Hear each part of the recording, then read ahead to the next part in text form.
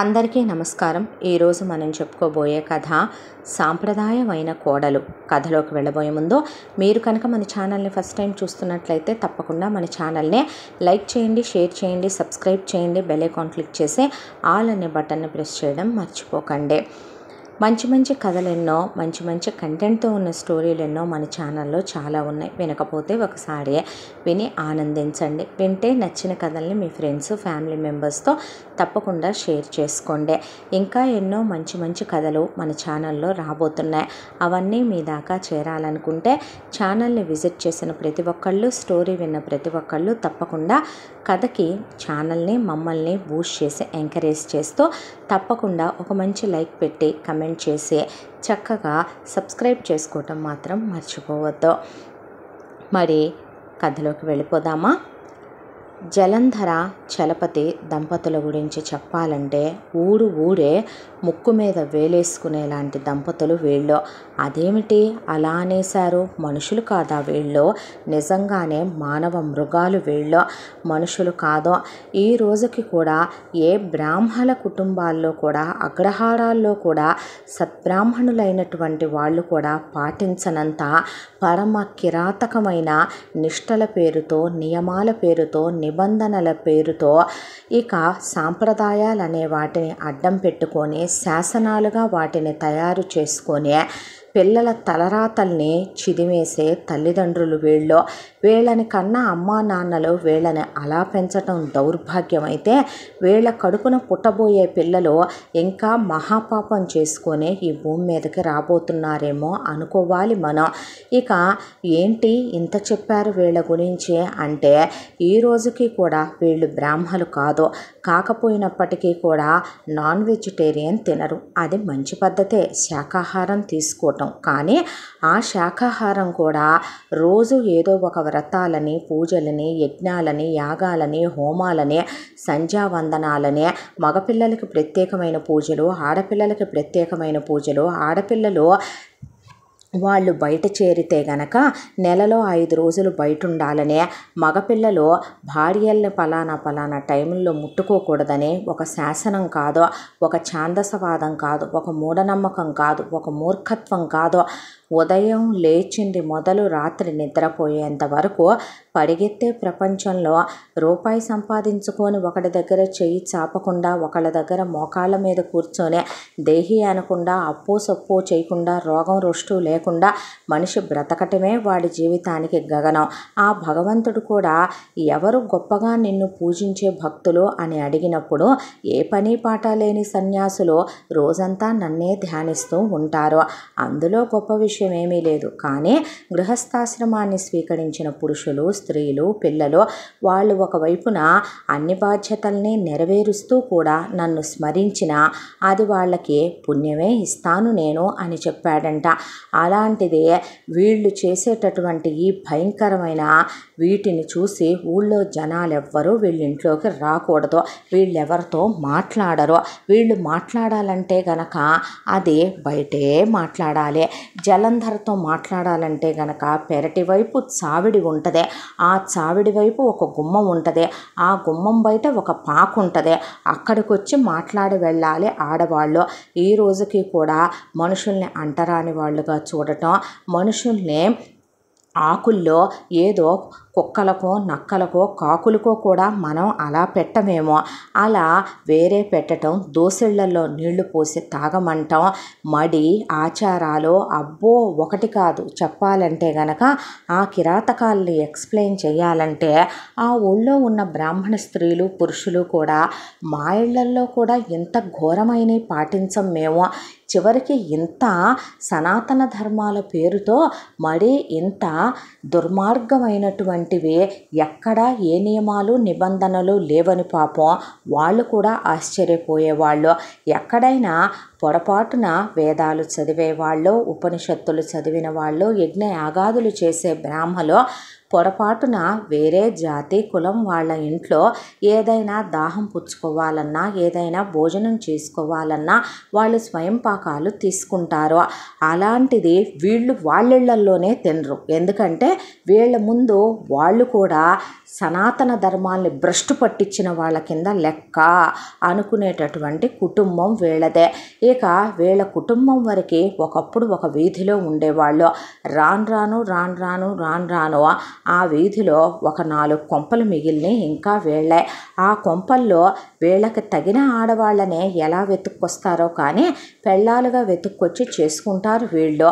వీళ్ళ పెళ్ళాలు కూడా అలాంటి కుటుంబాల్లోనే ఎలా ఈ భూమి మీద పుట్టి పెరిగి ఉంటారో కానీ సేమ్ అదే కుటుంబానికి చెందిన వాళ్ళనే భర్తలుగా చేసుకుంటారు వాళ్ళు. అదే వింతైన విషయం, విచిత్రమైన విషయం అన్నమాట. ఇక జలంధరని చలపతి వివాహం చేసుకుని భార్యగా తీసుకొచ్చిన తర్వాత జలంధర పుట్టిన దగ్గర నుంచి ఎటు ఆరోంపిలోనే పెరిగింది కాబట్టి జలంధరకి అవేమీ పెద్ద విశేషంగానో వింతగానో అనిపించవు, అవలంబించుకుంటూ వెళ్ళిపోద్ది. ఇక చలపతి వాటిల్లోనే పుట్టి పెరిగాడు కాబట్టి చలపతికి అవేవి వింతగా అనిపించవు. ఏంటి వీళ్ళల్లో విడ్డూరం అంటే తెల్లవారుజామున 3 గంటలకి లేచి బావిలోని చన్నీళ్లు తోడుకొని చన్నీళ్ళ స్నానం చేసి ఆ తర్వాత మడిబట్ట కట్టుకొని ఆ మడిబట్టతోనే ఈ రోజుకి కూడాను పూజా పునస్కారాలన్నీ పూర్తి చేసి అయిపోయిన తర్వాత పొయ్యిలు అలికి ముగ్గులు పెట్టి ఆ తరువాత బొగ్గులు కడిగి వాటిని ఎండలో పెట్టి ఆ తరువాతే వంటకు ఉపక్రమించాలి. ఆడది పాడి దగ్గరికి వెళ్ళి పాలు తనే పితుక్కోవాలి. కాళ్ళ నిండా పసుపు, ఇన్నిన్ని నగలు, కడియాలు, పట్టీలు, మెట్టెలు, పిల్లేళ్ళు, ఆ తరువాత 7 గజాల చీరలు, ఇక భుజం చుట్టూ కొంగు, మెళ్ళో ఇన్ని నగలు, తలకి ఎంత జడేసి కొప్పులో ఇన్ని పూలు, ఇంతెంత సింధూరాలు, ముఖం నిండా పసుపులు, గంధాలు, బొట్లు, చేతుల నిండా మట్టి గాజులతో పాటు మామూలు బంగారు గాజులు, వేళ్ల నిండా ఉంగరాలు, వడ్డాణాలు, కందోలీలు, అరవంకెలు, బాజుబందీలు. చూస్తే గుళ్ళో అమ్మవారిని సైతం ఉత్సవాలకే అంతగా అలంకరిస్తామేమో, అలాంటిదే రోజు అంతసేటున అలసిపోతుందని ఆ తల్లిని కూడా మనమంత శోష పెట్టమేమో. అలా రెడీ అవుద్దే జలంధర. అయిపోయి ఇక వంటశాల విషయానికి వస్తే వాళ్ళు కాఫీ టీలు తాగరు, ఇక పాలు ముట్టుకోకూడదు. అయితే దాంట్లో కూడా ఏంటి, పాలు ఫలానా డేస్లోనే తాగాలి, ఫలానా డేస్లో అవి తాగకూడదు. బ్రేక్ఫాస్ట్ లాంటివి ఆ ఇంట్లో చెయ్యరు, డైరెక్ట్ భోజనమే. ఆ భోజనంలోకి అన్నం ఇంత పరిమాణంలోనే ఉడకాలి. ఇక కూరల విషయానికి వస్తే అన్నం వండేటప్పుడు ఒక మంత్రం, వంచేటప్పుడు ఒక మంత్రం, ఆ అన్నాన్ని వడ్డించేటప్పుడు ఒక మంత్రం, కూరగాయలు కోసేటప్పుడు ఒక మంత్రం, కూరలు తరిగేటప్పుడు ఒక మంత్రం, తాలింపు వేసేటప్పుడు ఒక మంత్రం, ఆ కూర సరిగ్గా ఉడకనైనా ఉడికి చావవు అవే. ఆ కూరలు దింపేసేటప్పుడు ఒక మంత్రం, ఆ తర్వాత భోజనం చేసేటప్పుడు ఒక మంత్రం, చెయ్యి కడిగేటప్పుడు ఒక మంత్రం, ఇలా ఇవన్నీ పూర్తవుతూ ఉంటాయి ఆ ఇంట్లో. ఇక చలపతి విషయానికి వస్తే ఈ రోజుకి పంచెలు కట్టుకోవటం, ఈ రోజుకి పిలకలు పెట్టుకోవటం, ఈ రోజుకి జంధ్యాలు వేసుకోవటం ఏంటి, ఇవన్నీ తప్పులా? మనం అవన్నీ పాటించకే కదా ఇలా భ్రష్టు పట్టిపోయాం అంటే అవన్నీ పాటిస్తూ కూర్చుంటే ఏ రోజు మనుషులు ఇంకా పురాతన కాలాల్లోనే బహుశా కృష్ణుడు లాంటి వాళ్ళు కూడా ద్వారకా నిర్మాణాలు చేయలేకపోతురేమో, బహుశా మనిషి అనేవాడు కాయ కష్టాలు చేయలేకపోతుడేమో. అంతా దాంట్లో 25 ఎకరాల పొలం ఉంది వీళ్ళకి. ఆ 25 ఎకరాల పొలాన్నే వ్యవసాయం చేయిస్తూ కూడా వీళ్ళు ఎవరి చేత్తోనూ చుక్క దాహం తాగరు, ఎవరి ఇంటి నుండి కూడా పొరపాటున ఒక మెతుకు గింజ తీసుకోరు. ఎందుకనంటే వీళ్ళు తప్ప ప్రపంచంలో అందరూ అంటరాని వాళ్ళే, వీళ్ళు తప్ప ప్రపంచంలో అందరూ హీనంగా పుట్టి పెరిగిన వాళ్ళే అనేది వీళ్ళ ఉద్దేశం. ఇక ఈ భార్యాభర్తలకి 4 పిల్లలు పుట్టారు.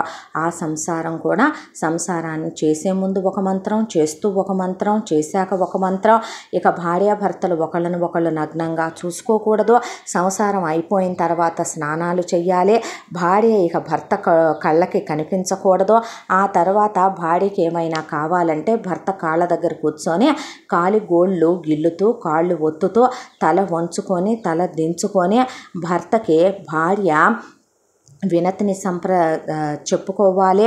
ఆడవాళ్ళు పెద్దగా చదువుకోనక్కర్లేదు, మగవాళ్ళు మాత్రం బాగా సంపాదించే సంపాదనా పరులై ఉండాలి.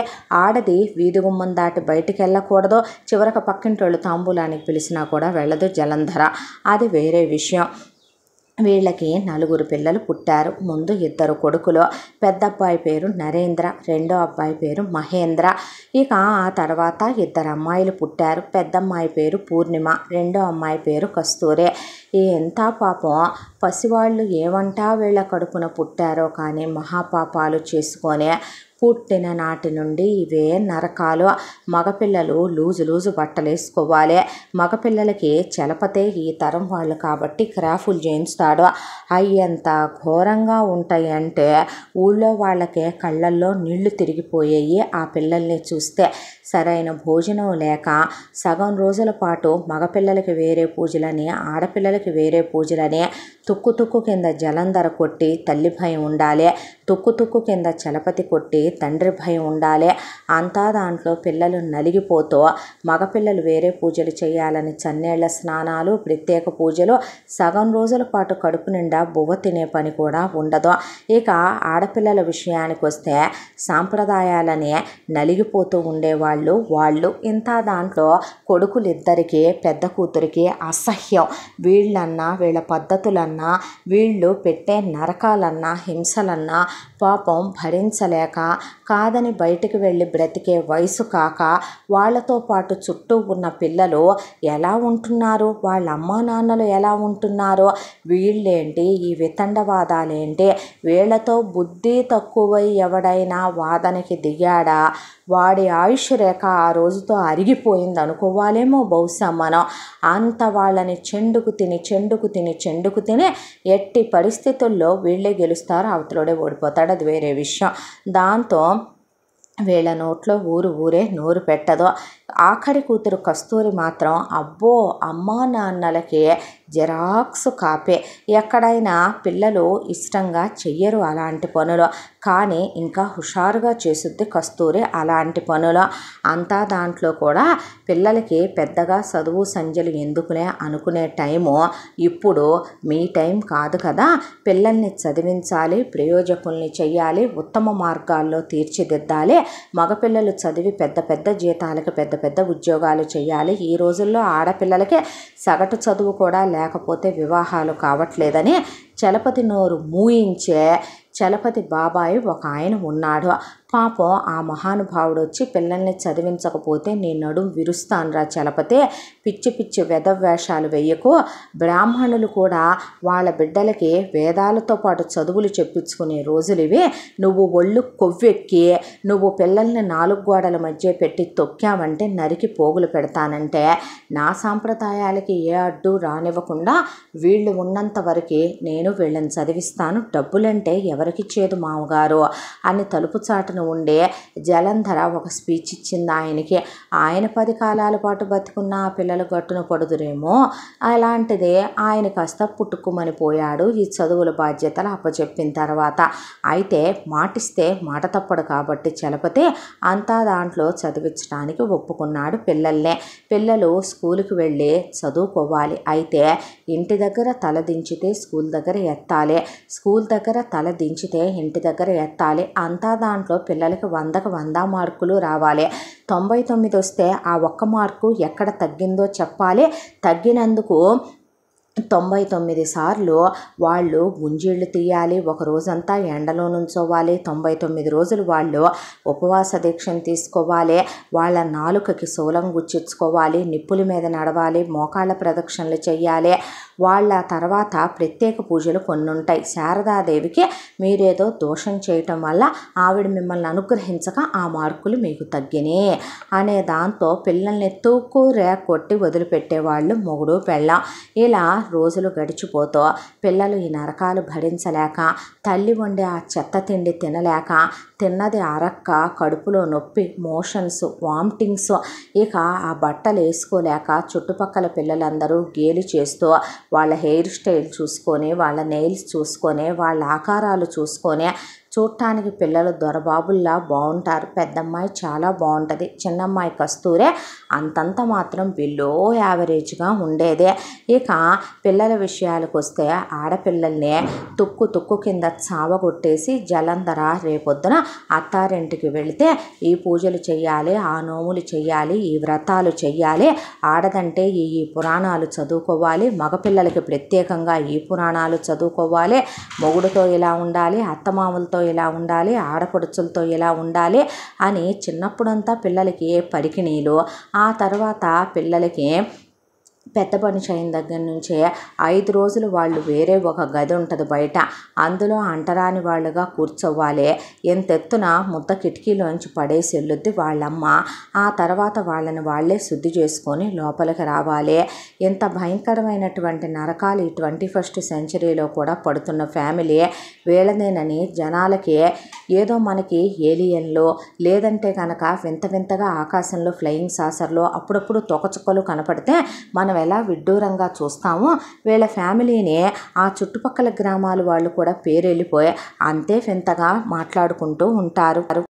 ఎవరైనా ఎన్నాళ్ళని ఈ నరకాలు భరించగలరో, ఎన్నాళ్ళని ఈ చిత్రహింసలు భరించగలరో, ఎన్నాళ్ళని ఈ వేదనని గుండెల్లోనే తొక్కేయగలరో, ఆ దెబ్బలు తినలేక, ఆ వాతలు పెట్టించుకోలేక, తెల్లవారుజామున లేసి ఆ చన్నీళ్ళ స్నానాలు చెయ్యలేక, ఆ ఉపవాసాలు ఉండలేక, కడుపు నిండా కనీసం తిండన్నా ఉంటే చదువుకోవటానికి ఎనర్జీ వచ్చుద్దే.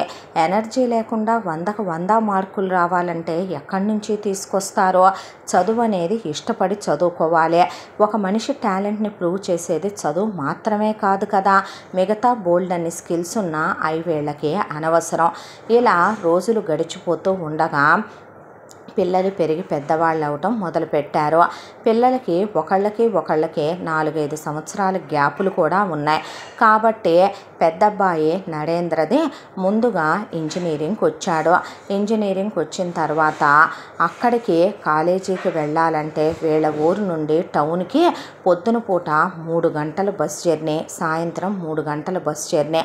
అయినా అబ్బాయిని హాస్టల్లో వెయ్యరు, సైకిల్ కొనరు, బైకు కొనరు, ఫోన్ వాడకూడదు. బస్ పాస్ తీసుకుని వాళ్ళు పొద్దున 3 గంటల సేపు, సాయంత్రం 3 గంటల సేపు వాడు ఆ బస్సులో పడి కుర్రాడు వెళ్ళి రావలసిందే. అలా 4 సంవత్సరాల ఇంజనీరింగు కంప్లీట్ అయిపోయింది. కంప్లీట్ అయిపోగానే పిల్లాడికి ఆల్రెడీ క్యాంపస్ ప్లేస్మెంట్లో ఉద్యోగాలకి చాలా ఆఫర్లు వచ్చినాయి. కానీ వేటికి కూడా పిల్లాడు ఇక అటెండ్ అయ్యి 4-5 వాటిల్లో సెలెక్ట్ కూడా అయ్యాడు. సెలెక్ట్ అయిన తర్వాత కూర్చొని నరేంద్ర ఆలోచించుకోవటం మొదలుపెట్టాడు. ఇన్ని సంవత్సరాలుగా పుట్టి బుద్ధెరిగిన తర్వాత కనీసం కడుపు నిండా తిండి తిన్నది లేదు, నచ్చిన బట్ట కట్టుకున్నది లేదు. అందరూ ఫోన్లు వాడుతున్నా, అందరూ బైకుల మీద తిరుగుతున్నా, రకరకాల బట్టలు వేసుకుంటున్నా, షూస్ అని, వాచ్లని, ఇప్పటికీ కూడా గాంధీ గారు నడుముకు కట్టుకునే వాచ్ లాంటి వాచ్ పెట్టుకొని బొడ్లో ఆ వాచ్ తీసి టైం చూసుకోవాల్సిందే. చేతికి రిస్ట్ వాచ్లు కూడా వాడకూడదు. ఇప్పటికీ పిలకలు తీయకూడదు, ఆ పిలకలతోనే ఉండిపోవాలి ఈ రోజుకి కూడాను. దాంతో విరక్తి కలిగిపోయి, విసుగు పుట్టిపోయి, ప్రాణం అవిసిపోయి అలసిపోయి తీసుకున్నాడు నరేంద్ర ఒక నిర్ణయం. ఇంటికి వచ్చాడు. ఇంటికి వచ్చేపాటికే ఏరా ఇక చదువు అయిపోయినట్టేనా అన్నాడు చలపతి. అయిపోయింది నాన్నగారు అంటే, మరి అలాగైతే ఉద్యోగం వచ్చినట్టేనా? వచ్చింది నాన్నగారు. ఎక్కడొచ్చింది అని అడిగితే, నాకా ఉద్యోగం హైదరాబాదు మహానగరంలో వచ్చింది నాన్నగారు. నెలకి ఎంత పైకం ఇస్తానన్నారు అని అడిగితే, నెలకి 50,000 రూపాయల రొక్కం దాకా వస్తుందని చెప్పారు. సరే, ఎటు ఉద్యోగం వచ్చింది, ఇక చదువు పూర్తయిపోయింది, నీకోసం ఒక సంబంధం చూసే ఉంచాము, వివాహం కూడా చేసేసుకొని ఒక్కసారి మాట్లాడే మేము వచ్చి కాపురం పెట్టించి వెళతాము, అప్పుడు నీ భార్య నువ్వు కలిసి ఉందురుగానే. మనకు బాగా తెలిసిన వాళ్ళు, అచ్చం మన సాంప్రదాయాలు ఫాలో అయ్యే ఫ్యామిలీయే. ఆ అమ్మాయి కూడా మనలాగే మీ అమ్మలాగే ఉంటుంది. అన్ని సాంప్రదాయాలని కూడా చిన్నప్పటి నుంచి నేర్పించి మరీ పెంచారు. అమ్మాయి డిగ్రీ వరకు చదువుకుందే అని చెప్తే మీ ఇష్టం నాన్నగారు, కాకపోతే కాస్త నాకు ఒక్కరోజు కాలేజీకి వెళ్ళొచ్చే పనుందండి అన్నాడు. దేనికి అని అడిగాడు చలపతి. అడిగితే కాన్వకేషన్కి వెళ్ళాలి, వెళితే సర్టిఫికెట్స్ ఇస్తారు నాన్నగారు, తీసుకొని వస్తానని చెప్పాడు. అయితే సరే మరి అన్నాడు చలపతి. సర్టిఫికెట్ల కోసం వెళ్ళిన పెద్ద కొడుకు మళ్ళీ కనపడితే చెప్పు తీసుకొని కొట్టండి. అటు నుంచి అటే ఆ అబ్బాయి వెళ్ళిపోయి అసలు ఉద్యోగం వచ్చిన చోట ఉద్యోగంలో జాయిన్ అవ్వకుండా వేలుకున్న ఉంగరాన్ని అమ్మి పడేసి ఆ వచ్చిన డబ్బులు పెట్టి ముందు ఒక రూమ్ తీసుకొని ఉండి ఆ పిలకని పీకి చవతలు పడేసి ఆ దిక్కుమాలిన బట్టలు తీసేసి ఫార్మల్స్ కొనుక్కొని నీట్గా క్లీన్ షేవ్ చేయించుకొని చక్కగా ఆ అబ్బాయి ఫార్మల్ హెయిర్ కట్ చేయించుకొని వేరే చోట ఇంటర్వ్యూకి అటెండ్ అయ్యి ఆ అబ్బాయికి ఒక చోట మంచిగా ఉద్యోగం వచ్చింది. ఇదివరకటి కన్నా ఎక్కువ ప్యాకేజ్తోనే వచ్చింది. ఎందుకంటే బాగా చదువుతారు కాబట్టి, తెలివైన వాళ్ళు కాబట్టి, మెరిట్ ఉంది కాబట్టి. ఆ తర్వాత ఉద్యోగం చేసుకుంటూ అదే ఉద్యోగంలోనే నరేంద్రకి ఒక అమ్మాయి పరిచయం అయితే తను అనాథనని, తనకి అమ్మా నాన్నలు లేరు, చచ్చారని, కాబట్టి బంధువుల ఇంట్లో పెరిగానని, ఆ బంధువులు కూడా పోయారు, నా అనే వాళ్ళు ఎవరూ లేరు అని చెప్పటంతో ఆ అమ్మాయినిచ్చి పెళ్లి చేసేసి అత్తామామలు శుభ్రంగా, వాళ్ళు చాలా అభ్యుదయ భావాలు కలిగిన వాళ్ళు, దానికి తోడు ఈ తరం అత్తమామలు వాళ్ళు. ఇక వాళ్ళనే అమ్మా నాన్నలు అనుకొని మొగుడు పెళ్ళాలు ఉద్యోగాలు చేసుకుంటూ శుభ్రంగా బాంబే మహానగరంలో సెటిల్ అయిపోయాడు నరేంద్ర. ఒకప్పటి నరేంద్రనే తెల్లటి లూజు బట్టల్లో చూసి ఇంటికి వచ్చాక లుంగీలు పంచెలు కట్టుకున్న అబ్బాయి ఇప్పుడు ఖరీదైనటువంటి షూసు, అలాగే మంచి బట్టలు, దానికి తోడు కారులో భార్యను తీసుకొని ఆఫీస్కి వెళ్ళి రావటం, హ్యాపీగా రొమాంటిక్గా వైఫ్తో ఉండటం, హ్యాపీగా తన లైఫ్ని తను సెట్ చేసేసుకున్నాడు నరేంద్ర. ఈ ఇంతకాలంలో మిగతా తమ్ముడితో కానీ చెల్లెళ్ళతో కానీ ఒకళ్ళతో ఒకళ్ళకి వీళ్ళకి బంధాలు అనుబంధాలు ఆపేక్షలు కూడా తక్కువ. ఎందుకంటే చిన్నప్పటి నుంచి పిల్లలు ఒకళ్ళతో ఒకళ్ళు మాట్లాడుకోకూడదు. సొంత అన్నయ్యలేనైనప్పటికీ వాళ్ళు మగ పురుగులు కాబట్టి ఆడపిల్లలు మాట్లాడకూడదు. సొంత చెల్లెళ్ళే అయినా వంపు సొంపులు తేలే ఆడపిల్లలు కాబట్టి వాళ్ళతో మగపిల్లలు మాట్లాడకూడదు. ఇంకా వాళ్ళ మధ్య ఏం బంధాలు అనుబంధాలు వెళ్ళి విరుస్తే దానికి తోడు పిల్లలు ఒకళ్ళ చెవులో ఒకళ్ళు మాట్లాడుకోవటం, మగపిల్లలు కూడా బాండింగ్ కలిగి ఉండకూడదు. ఆడపిల్లలు కూడా రేపు వేరే ఇళ్ళకి వెళ్తారు కాబట్టి వాళ్ళు ప్రేమాభిమానాలతో ఉండకూడదు. ఈ జన్మకి ఈ తల్లిదండ్రులకు పుట్టాం, పెరుగుతున్నాం, కర్తవ్యాలన్నింటినీ కూడా తల్లిదండ్రులు చెప్పినట్టుగా తల వంచుకొని అవలంబించుకుంటూ వెళ్ళిపోవాలి అంతే అన్నట్టు పెంచుకొచ్చారు. కాబట్టి ఒకళ్ళతో ఒకళ్ళకి బాండింగ్ లేదు కాబట్టి తమ్ముడు ఏమైపోతాడా, చెల్లెళ్ళు ఏమైపోతారా అని ఆ క్షణం నరేంద్ర ఆలోచించింది కూడా లేదు. ఎందుకంటే ఒక చేపపిల్ల నదిలో, బావిలో, సముద్రంలో ఉండాలి అనుకుంటుంది. అలాంటి చేపపిల్లని తీసుకొచ్చి ఒక చిన్న గ్లాసుడు నీళ్ళల్లో పడేస్తే అది చిన్నప్పుడు ఏమో కానీ ఎదిగే కొద్దీ దానికి అది ఊపిరాడక ఉక్కిరి బిక్కిరి చేసేస్తూ ఉంటుంది. ముందు అది బయట పడాలనుకుంటుందే కానీ దాని కింద ఉన్న చేపపిల్లల్ని లాక్కెళ్ళాలనే విజ్ఞతా జ్ఞానం చాలా చేపపిల్లలు ఆలోచించం. అలాంటి వాడే నరేంద్ర కూడా. అయితే పెద్ద కొడుకు ఇలా వెళ్ళిపోయాడు అనే దాంతో ముందు కాలేజీ దగ్గరికి వెళ్ళారు. మీ అబ్బాయి చాలా సైలెంట్గా ఉంటాడని, అస్సలు ఎవరితో మాట్లాడని ప్రిన్సిపల్ లెక్చరర్లు చెప్పారు. ఇక చుట్టుపక్కల వాళ్ళని అడిగితే ఆ బాబా అసలు వంచిన తల ఎత్తడు కదండి అంటే ఎవరితో అయినా ప్రేమాయణం సాగించాడేమో అని జలంధర్ పక్క నుంచి కొటేషను. అడిగితే చచ్చా మీ అబ్బాయి అసలు ఎవ్వరితో ఏ అమ్మాయితో కనీసం మాట పల్లెత్తు మాట్లాడినట్టు కూడా లేదు అనేసరికి పోలీస్ కంప్లైంట్ ఇచ్చారు. ఇస్తే పోలీసులు వాళ్ళు మేజర్లండి ఏం చేద్దాం, సరే పేపర్లో యాడ్ ఇవ్వాలి, డబ్బులు అవుతాయి, టీవీలో యాడ్ ఇవ్వాలి, డబ్బులు అవుతాయి, పోనీ మాకింతనివ్వండి, మేమే వెతుక్కొచ్చి చెప్తాం, లంచమా? నేను అస్సలు అలాంటి వాటికి విరుద్ధం, ₹1 కూడా ఇవ్వనంటే అయితే వెళ్ళి పని చూసుకోవయ్యా. నీ గురించి కథలుగా చరిత్ర చాలామంది చెబితే మేము విన్నాంలే, కానీ నువ్వు పెట్టే తొక్కలో రూల్స్ అన్నీ భరించలేక ఆడు పారిపోయినట్టున్నాడు, ఇంకేం బతుకుతారు నీ కింద మనుషులు అనేవాళ్ళు, పోరా అన్నారు పోలీసులు. దాంతో వచ్చి పెద్ద కొడుకు చచ్చిపోయాడని పెద్ద కొడుక్కి పిండ ప్రదానాలు పెట్టేసి దహన సంస్కారాల కింద పెద్ద కొడుకు బట్టలు, పెద్ద కొడుకు వస్తువులు పెట్టి కానిచ్చేసి పెద్ద కొడుక్కి దినదివసాలు చేసి ఊళ్ళో వాళ్ళని పిలిచి భోజనాలు పెట్టడం అయిపోయింది. పెద్ద కొడుకు వెళ్ళిన ఆ ఇది చిన్న కొడుకు మీద పడిపోయింది. తుక్కు కింద కారణం లేకుండా చిన్న కొడుకును కొట్టి వాళ్ళిద్దరి మీద ప్రమాణాలు చేయించుకొని దీపాలు ఆర్పి దేవుళ్ళ మీద ప్రమాణాలు చేయించి చచ్చిన వీళ్ళ 7 తరాల మీద ప్రమాణాలు చేయించి అయిపోయిన తర్వాత నువ్వు పెద్దోడు చేసినట్టు చేశావంటే ఏమీ లేదు ఇక అని చెప్పి ఆ రోజు నుంచి చిన్నబ్బాయి బ్రతుకు ఇంకా దుర్భరం అయిపోయింది మహేంద్రదే.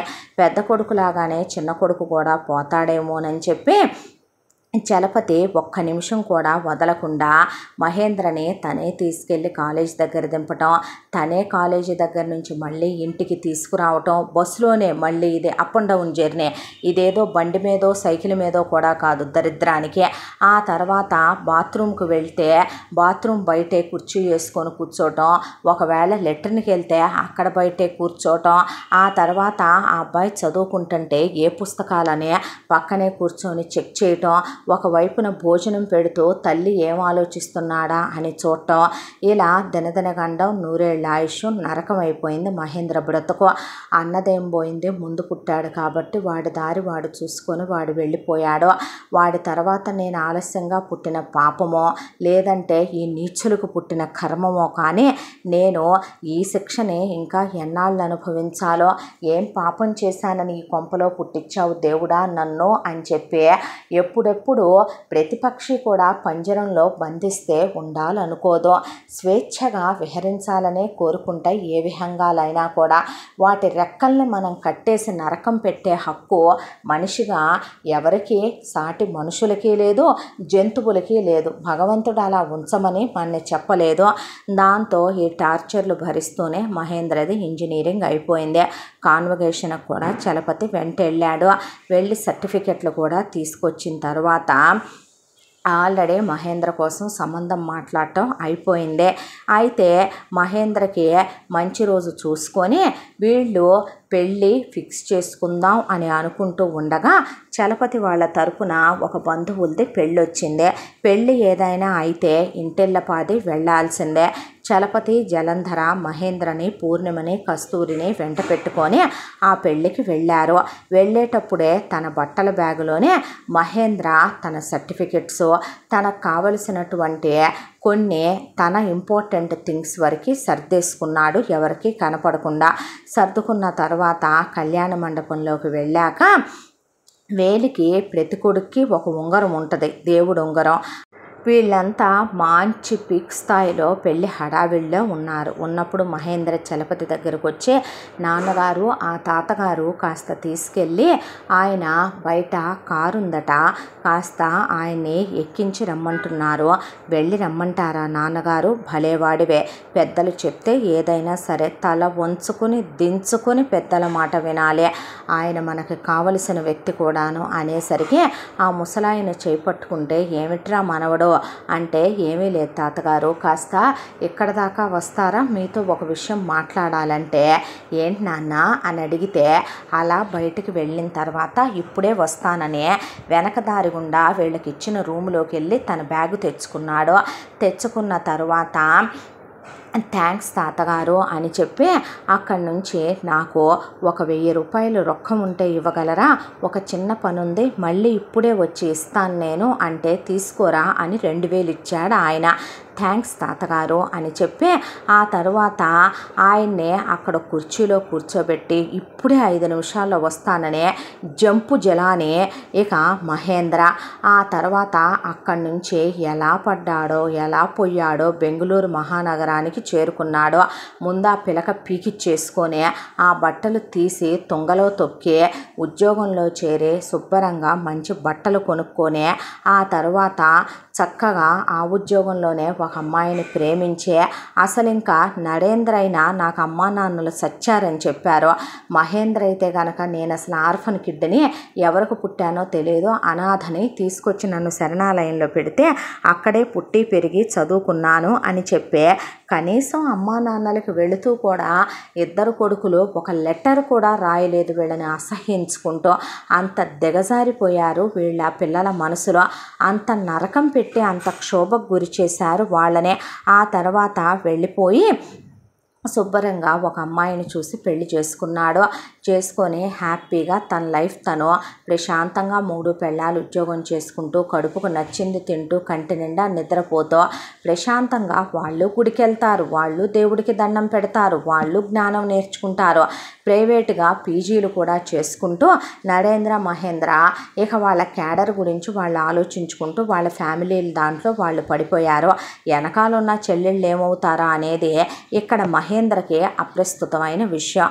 అయితే చలపతి ఎంతసేపటికి మహేంద్ర రాకపోవడంతో బయటికి వెళ్ళి పెదనాన్నగారు అంటే ఏమిటో అన్నాడు ఆ ముసలాయన. మా వాడిని మీరు కారెక్కించమన్నారన్నాడు ఏడి అని అడిగితే నేను కారెక్కించమనడం ఏమిట్రా, నువ్వు నీ చతుర్లు వాడే నన్ను 1000 అడిగితే 2000 ఇచ్చాను, అవి తీసుకుని ఏదో పనుందట ఇప్పుడే వస్తాను తాతగారు అని చెప్పి బ్యాగు పుచ్చుకొని వెళ్ళిపోయి చాలాసేపు అయిందే అనేపాటికి గుండె గుబేలు మనిపోయింది చలపతికి. ఆ తర్వాత ఆ ఊరంతా వెతికారు, ఎక్కడా మహేంద్ర జాడలేదో. సేమ్ పోలీసుల దగ్గరికి వెళ్ళి సేమ్ కేసు ఫైల్ చేస్తే సేమ్ ఆన్సర్ చెప్పారు పోలీసులు. దాంతో సేమ్ పెద్ద కొడుకు ఏదైతే ఫాలో అయ్యారో అదే పిండ ప్రదానాలు, అదే తద్దనాలు, అదే దహన సంస్కారాలు అవే జరిపించేశారు రెండో కొడుక్కి. ఊళ్ళో వాళ్ళంతా కాండ్రిచ్చి ఉమ్మి అబ్బకి పెద్ద కొడుకు అమ్మకి చిన్న కొడుకు తలకొరివి పెట్టాలంట 2 కొడుకుల్ని కన్నా గొడ్డుమూతోళ్ళ తయారయ్యాడు చలపతిగాడు. ఆ జలంధర కూడా సరిపోయింది దొరికింది అనకూడదులే కానీ ఆ పిల్లల్ని చెండుకు తిని చివరికి వాళ్ళు ఇక్కడ ఉంటే ఎక్కడ చచ్చిపోవాల్సి వస్తుందో సూసైడ్లు చేసుకోనని బిడ్డలు బ్రతకటం కోసం ఎక్కడైనా ప్రేమించి లేచిపోయే వాళ్ళని చూసాము, తప్పుడు పనులు చేసి దొంగతనాలు చేసి మర్డర్లు చేసి పారిపోయే వాళ్ళని చూసాం. కానీ అమ్మా నాన్నలు టార్చర్ తట్టుకోలేక బ్రతకడం కోసం కడుపు నిండా తినే కంటి నిండా నిద్రపోవటం కోసం పారిపోయిన పిల్లలు వీళ్ళేనేమో అనుకున్నారు ఊళ్ళో వాళ్ళు. ఆ తర్వాత నుంచే ఇక చలపతి జలంధర కళ్ళన్నీ కూడా కూతుళ్ళ మీద పడ్డాయి. అంతా దాంట్లో కూడా చిన్న కూతురు వీళ్ళకి విధేయురాలే కాబట్టి అమ్మా నాన్న ఏది చెప్పినా స్వీట్గా తేనె అమృతం అవి పోసినట్టు ఉంటాయి కస్తూరికి. ఎటొచ్చి పూర్ణిమే బలైపోయేది ఆ ఇంట్లో. ఇక పూర్ణిమనే చిన్నప్పుడంతా లంగా జాకెట్లు, తర్వాత పెద్ద మనిషి అయిన దగ్గర నుంచి లంగా ఓణీలు, ఇప్పుడు డిగ్రీ కాలేజీ కూడా వేరే ఊళ్ళో వెయ్యాలనుకోక అదే ఊళ్ళో డిగ్రీలో జాయిన్ చేశాడు పూర్ణిమనే చలపతి. ఆ అమ్మాయిని కారణం లేకుండా రోజు ఒక వాత పెట్టడం, ఆ అమ్మాయి చేత డైలీ ఒట్లేయించుకోవటం, డైలీ ప్రమాణాలు చేయించుకోవటం, డైలీ ఆ అమ్మాయితో రాబోయే మొగుడు గురించి ఈ వ్రతం, ఈ పూజ, ఈ యజ్ఞం, ఈ యాగం, ఈ ఉపవాసం లేదు అన్నట్టుగా మొత్తం చేయించటం. ఆ అమ్మాయితో చన్నేళ్ల స్నానం, కడుపు నిండా తినక కొన్ని సంవత్సరాలు అయిపోయింది పూర్ణిమ కూడా. నరకాలు హింసలు పడుతూ పాపం కాలేజీకి చీరలు కట్టుకొని వెళ్ళేదే. జనాలందరూ వింతగా చూస్తారని అమ్మాయికి తెలుసు. చుట్టుపక్కల పిల్లలు చుడీదార్లు వేసుకుని వెళ్తూ చుట్టుపక్కల పిల్లలందరూ అంతా వాళ్ళకి నచ్చిన తిండి తింటూ వాళ్ళు చక్కగా పానీపూరి తింటూ ఉంటారు, బేకరీలకు వెళ్తూ ఉంటారు, అబ్బాయిలతో మాట్లాడుతూ ఉంటారు. కానీ తనవేమీ చేయకూడదు. ఎందుకనంటే కాలేజీలో ప్రిన్సిపల్ దగ్గర నుంచి లెక్చరర్ దాకా అందరూ చలపతికి తెలుసు. ప్రతి విషయం పూర్ణిమ గురించి చలపతికి వచ్చేస్తుంది న్యూస్. అయితే ఆ అమ్మాయిని కాలేజీ దగ్గర దింపి ఇక మళ్ళీ తెచ్చిన తర్వాత ఒక వాత పెట్టుద్ది జలంధర. పెట్టి కూతుర్నే బాగా తొడపాసం పెట్టుద్ది. ఇది ఈ రోజుకి నీకు గుర్తుండాలి, నువ్వు మీ అన్నల్లా తప్పులు చెయ్యకూడదు అని. మగపిల్లలంటే వాళ్ళు పోతే వాళ్ళు పరువు కాదు కాబట్టి వాళ్ళకి తద్దనం పెట్టి సరిపెట్టుకున్నానే. మీరేదైనా తప్పులు చేస్తే నా తల నరికేసినంత విషయం జరిగిపోద్ది ఇక్కడ. మీరు నా పరువు కదూ అనేవాడు చలపతే. ఇలా రోజులు గడిచిపోతూ పూర్ణిమ కాలేజీకి వెళుతుంటే పూర్ణిమకి ముందు బెంచ్లో ఒక అమ్మాయి కూర్చొని ఉంటుంది. ఆ అమ్మాయి పేరు మీనాక్షి. ఆ అమ్మాయి మనం పలకరించకపోయినా పాపం ప్రపంచంలో మనుషులు మనము ఆ ప్రపంచంలో పడి బతికి ఏడుస్తున్నప్పుడు పలకరిస్తారు కదా. ఎవరూ లేకుండా చూసి ఆ అమ్మాయే వెనక్కి తిరిగి, ఏం పూర్ణిమ ఏం తెచ్చుకున్నావు బాక్సులో అని అడిగితే చుట్టూ చూసి ఆ అమ్మాయితో మాత్రం కాస్త మాట్లాడేది పూర్ణిమ. అలా పరిచయం, ఒక స్నేహం. ఇక పూర్ణిమ ఎవరిని ప్రేమించకూడదని అవతలమ్మాయి కూడా ప్రేమించకూడదా? ఆ అమ్మాయి ఫోన్ వాడుద్దే. కాలేజీలో ఒక అబ్బాయిని ఆ అమ్మాయి సీనియర్నే ప్రేమిస్తుంది. అయితే వీళ్ళిద్దరిది ఒక మంచి స్నేహం. ఆ స్నేహం ఒక మంచి పరిచయం.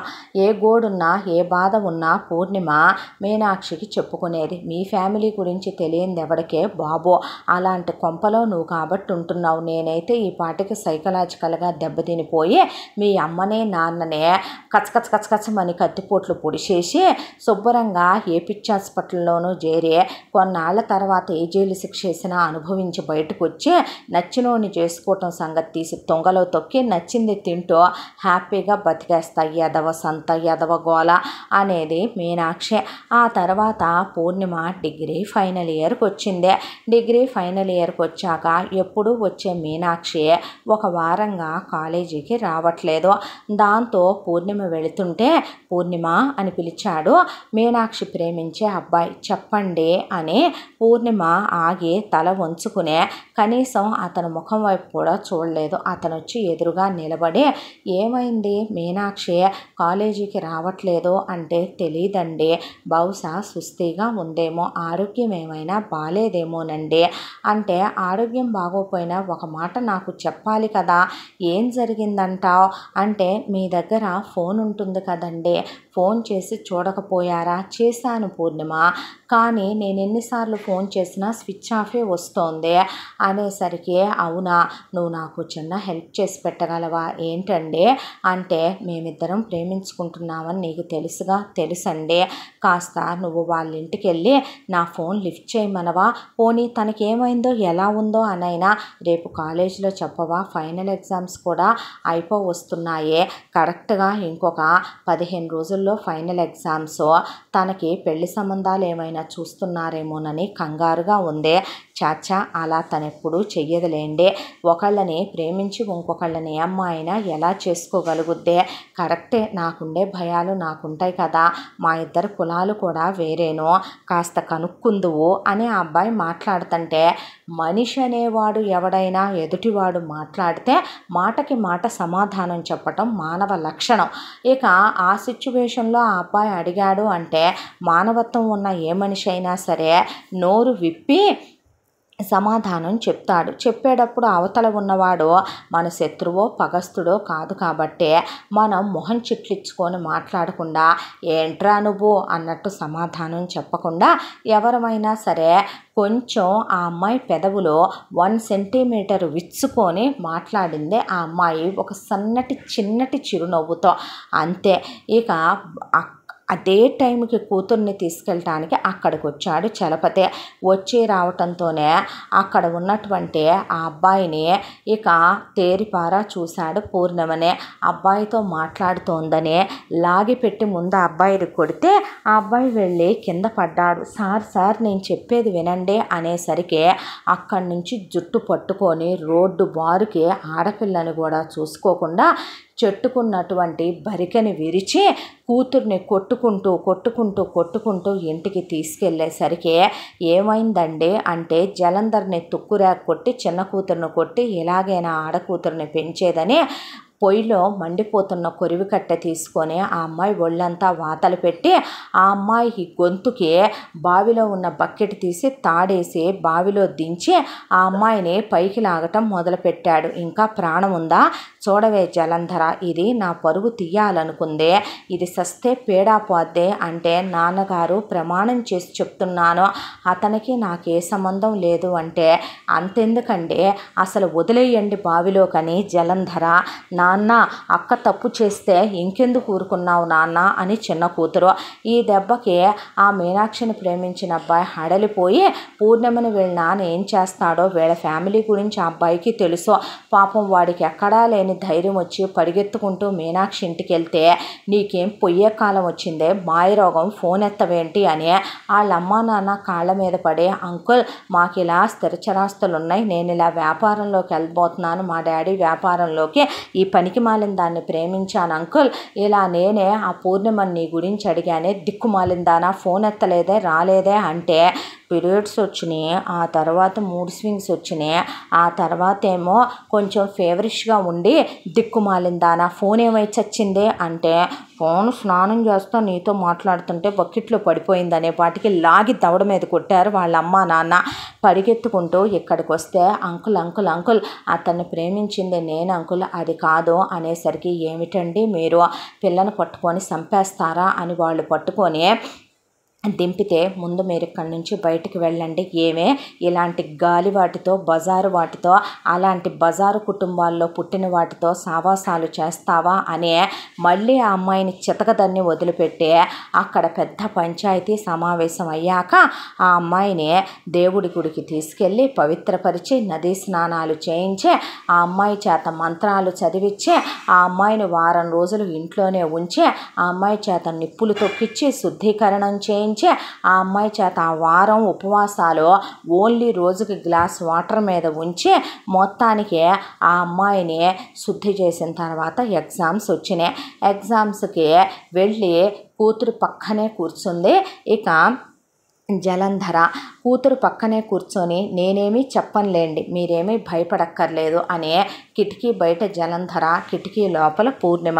ఆ లెక్చరర్లు ప్రిన్సిపల్ కూడా వీళ్ళకి తగినోళ్లే కాబట్టి అలా ఎగ్జామ్స్ కంప్లీట్ అయిపోయి ఇంటికి వచ్చిందో లేదో, నీకోసం ఒక పెళ్లి సంబంధం చూసాము, అబ్బాయి వాళ్ళదే అచ్చుగుద్దినట్టు మన కుటుంబం లాంటి కుటుంబమే, అబ్బాయిని మేము చూసాం, చూడటానికి ఒడ్డు పొడుగు బాగుంటాడు, అమెరికాలో ఉంటాడు, ఉద్యోగం చేసుకుంటాడు, అమెరికాలో కూడా ఈ రోజుకి మనం కూడా అంత సనాతన సాంప్రదాయాలు పాటించం కానీ ఇప్పటికీ అబ్బాయే మన వస్త్రధారణ మానలేదు, అమెరికాలో కూడా పంచెలు కట్టుకుంటాడంట, అమెరికాలో కూడా అబ్బాయే సాంప్రదాయాల్ని ఫాలో అవుతాడంట, అక్కడ కూడా తన వంట తనే చేసుకుంటాడంట, కట్టెల పొయ్యిల మీద అబ్బాయే ఇల్లంతా శుభ్రపరుచుకుంటాడంట, ప్రతిరోజు అసలు మంత్రోచ్చారణ లేనిదే, ప్రతిరోజు కూడా దేవుణ్ణి స్మరించందే అబ్బాయి ఏ పని చేయడంట, ఈ రోజుకి కూడా మన కుటుంబాన్ని మించి మనమే వాళ్ళ ముందు ఎందుకు పనికిరామేమో అన్నట్టు వాళ్ళ అమ్మ నాన్న, అబ్బాయికి ఇద్దరు అక్కలు, వాళ్ళ నాన్నగారి పేరు జగన్నాథం, వాళ్ళ అమ్మగారి పేరు విశాల, వాళ్ళ అక్కల పేర్లు కల్పన కావేరి, పెళ్ళి అయిపోయింది, వాళ్ళకి అబ్బాయి పేరు విశ్వనాథం, పుట్టక పుట్టిన ఒక్కగానొక్క కొడుకని ఆ కాశీ విశ్వేశ్వరుడి పేరు పెట్టుకున్నారంట.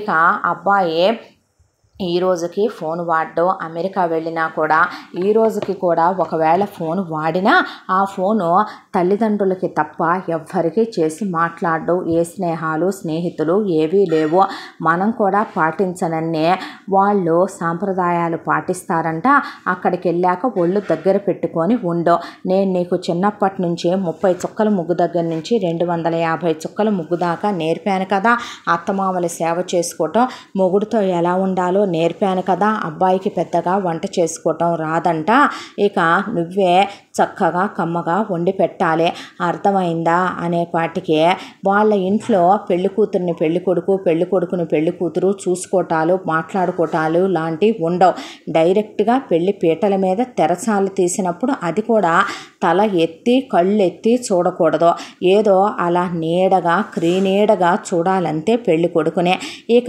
పెళ్లి ఫిక్స్ అయిపోయిందనేది అని చెప్తే ఆ అమ్మాయి మాట్లాడలేదు. నిశ్చితాంబూలాలకే వాళ్ళ ఇళ్లలో ఆడపిల్లల్ని తీసుకెళ్ళటం, ఎంగేజ్మెంట్లు చేయటం, అవతల వాళ్ళ ఇంట్లో కూడా మగపిల్లల్ని తీసుకురావటం అలాంటివి ఏమీ ఉండవు.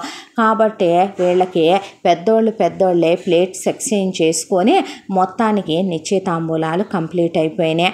ఆ అమ్మాయి అలా మంచం మీద వాలిపోయింది. పుట్టింట్లో ఏ ఆడపిల్ల అయినా నరకం పడింది అంటే ఏ రోజు నేను కడుపు నిండా తిండి తిని ఎరగను, కంటి నిండా నిద్రపోయి ఎరగను, ప్రశాంతంగా సంతోషంగా ఒక్కరోజున కూడా మనసారా నవ్వి ఎరగను, నవ్వితే పళ్ళు కనపడకూడదని, ఇక తలపైకెత్తి కళ్ళెత్తి ఎవరిని చూడకూడదని సగం రోజులు ఆ భూమాతను చూస్తూనే గడిపేశాను. ఏ ఆడపిల్లకైనా పెళ్ళంటే ఎన్నో ఎక్స్పెక్టేషన్స్ ఉంటాయి. అమెరికా మహానగరంలో ఉంటూ అక్కడ ఉద్యోగం చేస్తూ అక్కడ కూడా ఇంకా ఇంత సనాతన సాంప్రదాయాల్ని ఫాలో అవుతున్నాడంటే బహుశా వీళ్ళు అన్నయ్యల్ని పెంచినట్టే వాళ్ళ అమ్మా నాన్న అతన్ని ఎన్ని నరకాలు పెట్టి పెంచి అలాంటి వాటికి అలవాటు చేసేశారు. బహుశా రేపొద్దున నేను అతని దగ్గరికి వెళ్ళినా నా బ్రతుకులో మారేదేమీ లేదు. ఇక్కడి నుంచి ఇంకో 4 ఆకులు ఎక్కువ తిన్న కుటుంబానికే వీళ్ళు ఇస్తున్నారు.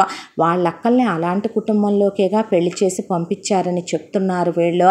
బతుకున్నంతకాలం ఇంకా నా బ్రతుకు మారేదేముందే, చీకట్లో నుంచే కనీసం వెలుగుని చూస్తాననుకున్నాను, లోయలోకి గాఢాంధకారంలోకి పెళ్ళనే దాంతో తోసేస్తున్నారా వీళ్ళు నన్ను అని కళ్ళ నుంచే అలా ఆపకుండా నీళ్లు ధారలుగా కారిపోయినాయి. ఈలోగా పెళ్లి ముహూర్తం, పెళ్లి రోజు రానే వచ్చింది. ఇక పెళ్లి మండపంలోకి తీసుకెళ్ళి అలా తెరచాల తీసిన తర్వాత అబ్బాయి మొహం వైపు అలా చూస్తే తల దించు, అలా చూడకూడదన్నాక చూడటానికి బాగున్నాడు, చాలా చాలా బాగున్నాడు.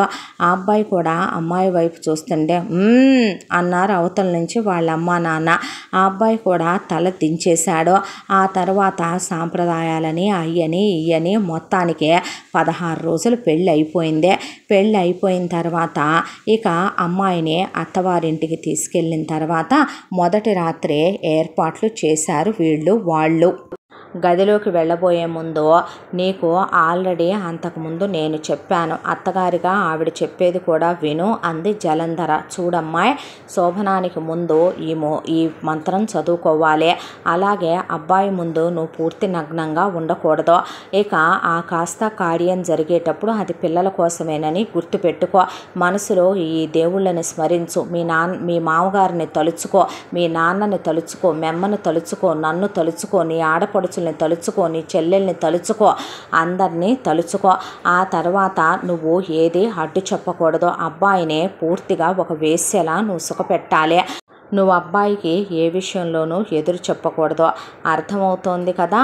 నువ్వు ఆ కాస్త కార్యం అయిపోయిన తర్వాత ఈ మంత్రాన్ని చెప్పుకోవాలి. కాళ్ళు బిగబట్టి కాసేపు పడుకున్న తర్వాత పిల్లల కోసం మాత్రమే అనుకొని లేచి వెళ్ళి స్నానం చేసి వచ్చి ఆ తర్వాత నువ్వు కింద కటికి నేల మీద తల కింద చేయి పెట్టుకొని ఈ మంత్రాన్ని జపిస్తూ పడుకోవాలి. ఈ సమయానికి గర్భధానం అర్థమైందనుకుంటాగా నీకు. ఇక ఇటుమూడు అటుమూడు మీ శోభనం అయిన తర్వాత నువ్వు ప్రతిరోజు నా దగ్గరే పడుకోవాలి. అలాగే అమెరికాకి వెళ్ళిన తర్వాత కట్టెల పొయ్యిల మీద నువ్వు రోజు మడి కట్టుకొని మడి చీరతోనే నువ్వు బ్రాహ్మణ స్త్రీలాగా అలంకరించుకొని నువ్వు వంటలు చేయాలి. అలాగే నీట్గా ఇంటి ముందంతా అలికి విడి రోజుల్లో 150 చుక్కల ముగ్గు, పండుగ రోజుల్లో 250 చుక్కల ముగ్గులు వెయ్యాలి. అర్థమవుతుందా అని చెప్పి ఇక అత్తగారు చెప్పింది. శోభనానికి ముందే మాట్లాడుకున్న కట్నం నగలు అని అడిగారు. విశాల జగన్నాథం 5 ఎకరాల పొలం అబ్బాయి పేరు మీదే రాయమన్నారుగా, ఇదిగో రాసిన పేపర్లో. అలాగే మీరడిగిన 100 తులాల బంగారం అని చెప్పి, మీరడిగిన 20 కిలోల వెండి అని, మీరడిగిన ల్యాండ్ అమ్మాయి పేరు మీద రాసినటువంటి పేపర్లో, దానితో పాటు 50 లక్షల రూపాయలు క్యాషు బ్యాంకులో వేసినటువంటి బాండు అబ్బాయి పేరు మీదే వేసినవి అని అప్పు చెప్తే సరే అని ఇక గదిలోకి పంపించారు పూర్ణిమనే. పంపిస్తే గదిలోకి వెళ్ళిన తర్వాత తలుపేసి పాల గ్లాస్ తీసుకొని అలా నిలబడింది. నిలబడితే మంచం మీద కూర్చున్నాడు ఆమె భర్త విశ్వనాథ్. కూర్చుంటే అతని వైపు చూసింది. ఫోన్ చూసుకుంటూ కూర్చున్నాడు. ఆమెతో ఏమీ మాట్లాడలేదు. బహుశా టైం కోసం చూస్తున్నాడా ఏంటో. అవును, అమెరికాలో కట్టెల పొయ్యిల మీద వంట అంటారేంటి? అమెరికాలో కట్టెల పొయ్యిలు పెడతారా, పెట్టొచ్చా? ఆ అమ్మాయికి ఏమీ అర్థం కాలేదు. ఆ తర్వాత కాసేపటికే వచ్చి కూర్చో అన్నాడు. కూర్చుంది. కూర్చున్న తర్వాత ఆ అమ్మాయి భుజం దాకా చెయ్యి వెళ్ళి కూడా చెయ్యి వెనక్కి తీసేసుకున్నాడు. ఆ తర్వాత వెళ్ళి ఆ పాల గ్లాసులోనే పాలు తీసుకొని సింకులోకి వంపేసి పాల గ్లాసు అక్కడ పెట్టాడు. అన్నీ వింతగా అనిపించాయి చూస్తున్న పూర్ణిమకి. పడుకో అని చెప్పి ఆ అమ్మాయి పడుకున్న తర్వాత తను పడుకున్నాడు. తెల్లవారుజాముకి ఆ అమ్మాయిని లేపి స్నానం చేయమనమని ఆ తర్వాత తను చేసొచ్చి వేరే బట్టలు మార్చుకొని పడుకున్న తర్వాత కరెక్ట్గా తెల్లవారుతోంది అన్నప్పుడు ఆ అమ్మాయిని తలుపు దగ్గరికి గడిపెట్టి కిందే పడుకోమన్నాడు. అప్పుడు లేచి ఆ అమ్మాయి కింద పడుకుంది. ఆ తర్వాత లేచి బయటకు వచ్చాక ఆడంగులంతా కలిసి ఆ అమ్మాయి చేయి పట్టుకొని లాక్కెళ్తే మగాళ్ళు మామగారు అలాగే ఒకవైపున తండ్రి కలిసి విశ్వనాథ్ చేయి పట్టుకొని పక్కకు లాక్కెళ్ళారు. ఇక ఆడవాళ్ళు అంతా అయ్యిందా, అంతా బాగానే చేశాడా, ఎలా మొదలుపెట్టాడు, ఎక్కడ మొదలుపెట్టాడు, ఏమ్మా ఈ మంత్రాలన్నీ చదివావా, మీ మామగారిని తలుచుకున్నావా, నన్ను తలుచుకున్నావా, 7 తరాల పేర్లు చెప్పాను తలుచుకున్నావా అంటే ఆ అమ్మాయిని ఆడపడుచులు వీళ్ళంతా ఒకవైపున టెస్ట్ చేస్తూ ఇక మరొక వైపున ఆ అబ్బాయిని తీసుకెళ్ళి ఒకవైపున మగాళ్ళందరూ పూర్ణిమ వాళ్ళ నాన్న చలపతి, పూర్ణిమ మామ జగన్నాథం కలిసి రాత్రి మేము చెప్పాంగా గదిలోకి వెళితే ఎలా మొదలు పెట్టాలి, ఎలా చెయ్యాలి, ఎలా స్టార్ట్ చేయాలి, ఎలా ఎండ్ చేయాలి అన్నీ చేసావా అంటే అంతా బాగానే జరిగిందండి. అంటే ఎలా చేశావు అని అడిగేపాటికి మీరెలా చెప్పారో అలాగే చేశాను అని చెప్తే సిగ్గుపడుతున్నట్టున్నాళ్లే, మరీ ఇంకా అడక్కండి అన్నారు చుట్టుపక్కల. ఇక ఒకవైపున విశ్వనాథ్ అక్కల మొగుళ్ళు అనేపాటికి ఇక సరిలే వెళ్ళి స్నానం చేయి అన్న తర్వాత వెళ్తూ ఆ అమ్మాయి వైపు చూశాడు. చూస్తే ఆ అమ్మాయి అవునని చెప్పాలా కాదని చెప్పాలా అనే డైలమాలో ఉన్న పూర్ణిమకి అతని కళ్ళల్లో ఏం కనిపించిందో ఏమర్థమైందో కానీ అంతా బాగానే జరిగింది. మీరెలా చెప్పారో అలానే చేశాను, మీరెలా అన్నారో ఆయన అలానే ఉన్నారు నాతో అని చెప్పేసరికి కళ్ళల్లో ఒక మెరుపు వచ్చింది విశ్వకి. ఆ తర్వాత అక్కడి నుంచి వెళ్ళిపోయి స్నానాలు చేశారు. అటు 3 నిద్రలు ఇటు 3 నిద్రలు అయిపోయిన తర్వాత ఇక వీళ్ళిచ్చింది లేదు వాళ్ళిచ్చింది లేదు. ఎత్తుకెళ్ళేటప్పుడు ఆ అమ్మాయి కట్టుకునేది చీరలే కాబట్టి ఒక చిన్న సూట్ కేసుకి ఒక డజన్ చీరలు పెట్టిచ్చారు. ఆ తర్వాత ఆ అబ్బాయి బట్టలు ఒక చిన్న బ్యాగ్లో పెట్టుకొని పాస్పోర్ట్లు వీసాలు తీసుకొని ఎయిర్పోర్ట్కి మందంతా వచ్చారు. ఇక మొత్తానికి వీళ్ళు ఫ్లైట్ ఎక్కబోయే ముందు మీ మామగారు ఈ అమ్మాయికి ఇచ్చిన కట్న కానుకలు కానీ ఈ అమ్మాయికి పెట్టిన బంగారం వెండి కానీ ఈ అమ్మాయి పేరుట వేసినటువంటి ఇక అమౌంట్ నీ పేరుటే వేయించాం, పొలం నీ పేరుటే పెట్టించాము, అలాగే ఈ అమ్మాయి పేరు మీద పెడతామన్న ల్యాండ్ నీ పేరు మీదే ఉంది, వాటికి సంబంధించిన అన్ని పత్రాలు కూడా మా దగ్గరే పెట్టుకుంటాం, బంగారం కూడా మా దగ్గరే ఉంటుంది, వెళ్ళి రండి అని చెప్పి వీళ్ళని ఫ్లైట్ ఎక్కించారు. ఆ తర్వాత మొత్తానికి ఫ్లైట్ ఎక్కిన తర్వాత ఫ్లైట్ పైకి ఎగిరింది ఆకాశంలోకే. ఒక్కసారిగా విశ్వకి పోయిన ప్రాణం ఏదో తిరిగి వచ్చినట్టు అనిపించి ఆ అమ్మాయికి సీట్ బెల్ట్ పెట్టిన తర్వాత ఆ బెల్ట్ని తీసేసి అలా వెనక్కి ఆనుకున్నాడు. వెనక్కి ఆనుకున్న తర్వాత అతను చేత్తో పట్టుకున్న చిన్న బ్యాగ్ ఉంది, ఆ బ్యాగ్ తీసుకొని 1 నిమిషం అని అతను వాష్రూమ్లోకి వెళ్ళాడు. వెళ్ళిన తర్వాత పూర్ణిమ ఆలోచిస్తూ కూర్చుంది. అసలు ఇతను ఎందుకు నన్ను ముట్టుకోలేదు, ఏం జరిగింది, నేను నచ్చలేదా, పోనీ నా గురించి ఏదైనా వీళ్ళ అమ్మ వాళ్ళు చెప్పారా, పోనీ మా అమ్మ వాళ్ళు చెప్పారా, అమెరికా తీసుకెళ్ళిన తర్వాత నన్ను కొడదాం తిడదాం నరకాలు పెడదామని అనుకుంటున్నాడా, అక్కడికి వెళ్ళాక నన్ను హింసలు పెడతాడా అని ఆలోచిస్తూ ఉండగానే ఆ అబ్బాయి వచ్చి పక్కన కూర్చుంటే ఎవరో కొత్త వ్యక్తి కూర్చున్నాడని ఉలిక్కి పడింది ఒక్కసారిగా పూర్ణిమ. చూస్తే టాన్ జీన్స్ వేసుకొని ఆ జీన్స్కి కట్లున్నాయి. దానికి తోడు లోపల నుంచి అతని చర్మం తెల్లగా కనపడుతుంది. ఇక టీ షర్ట్ వేసుకున్నాడు. మంచి శరీర ఛాయ, చేతికి బ్రాండెడ్ వాచ్ పెట్టాడు. గొప్పు గొప్పుమని ఆ అబ్బాయి ఒంటి నుండి పర్ఫ్యూమ్ స్మెల్ వస్తుంది. కూలింగ్ గ్లాసులు పెట్టుకున్నాడు. పిలక లేదు, తొక్క లేదు. పిలకెట్ట మాయమైపోయింది వాష్రూమ్లోకి వెళ్ళొచ్చాక అని చూసింది. ఆ తర్వాత ఆ అబ్బాయి చేతికి బ్రేస్లెట్, వేలికి ప్లాటినం రింగు లాంటిది, మెడలో ఒక చైను, కాళ్ళకి సాక్సులు, బ్రాండెడ్ షూస్, బెల్ట్లు పెట్టుకొని అలా పక్కనే కూర్చొని ఆ అమ్మాయి వైపు చూస్తుంటే ఆ అమ్మాయి నిర్ఘాంతపోయి ఆ అబ్బాయి వైపు చూస్తూ కూర్చుంది. ఒక్క క్షణం పాటు అసలు ఏం జరుగుతుందో ఆ అమ్మాయికి ఏమీ అర్థం కాలేదు. ఆ తర్వాత ఫ్లైట్లో ఫుడ్ ఆర్డర్ తీసుకోవటానికని వచ్చారు. వస్తే ఇక్కడ ఏం బాగుంటాయో ఏంటో నాకేం తెలియదండి, మీరే చెప్పండి అన్న తర్వాత ఈ అమ్మాయి పుట్టి పెరిగింది ఇక సాంప్రదాయాల మధ్యనని విశ్వకి తెలుసు కాబట్టి ఆ అమ్మాయికి పన్నీరు వెజ్తో బిర్యానీ ఆర్డర్ ఇచ్చాడు. తను మాత్రం non vegetarian chicken biryani order చేసుకొని తింటుంటే ఏంటి పన్నీర్ ముక్కల్లా లేవే, బంగాళదుంప ముక్కల్లా లేవే, ఏం తింటున్నాడు ఇతను అని అతని మొహం వైపు చూస్తూ తను కామ్గా పెట్టించింది తింటూ కూర్చొని అసలు ఏంటి తన ఆలోచన, అసలు ఏంటి తన పద్ధతి, వీళ్ళు చెప్పిన దానికి ఇక్కడ నేను చూస్తున్న దానికి సంబంధం లేదేంటి అని ఆలోచిస్తూ కూర్చుంది పూర్ణిమ. ఇంతటితో సాంప్రదాయమైన కోడలు మొదటి భాగం పూర్తి. ముగింపు భాగంతో మళ్ళీ కలుసుకుందాం. తప్పకుండా మన ఛానల్ని లైక్ చేయండి, షేర్ చేయండి, సబ్స్క్రైబ్ చేయండి, బెల్ ఐకాన్ క్లిక్ చేసి ఆల్ అనే బటన్ని ప్రెస్ చేయడం మర్చిపోకండి. ఎంత మంచి కథని మనకు అందించిన కథా రచయిత్రి జి యామిని శ్రీనివాస్ గారు. ముగింపు భాగంతో మళ్ళీ మీ ముందుకు వస్తాను. Thank you.